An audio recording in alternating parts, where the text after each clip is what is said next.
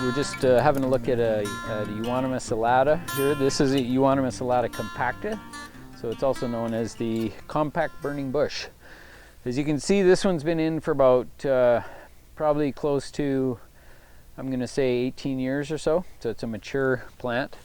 Its height is quite tall. It's up to the probably about 6 or so feet high, or maybe 8 feet.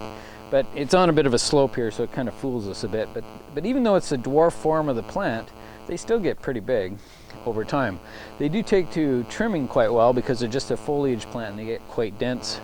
But the burning bush is just green all season, has little orange berries sometimes.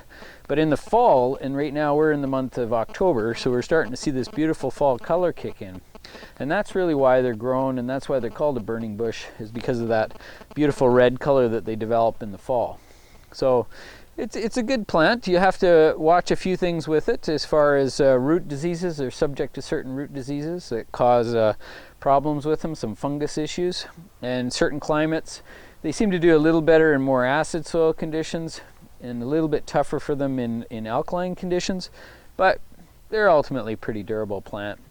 So yeah, burning bush, great for your fall interest. And you can see very dense growing foliage shrub. Takes to pruning quite well. So that's it for today. Thanks again for tuning in.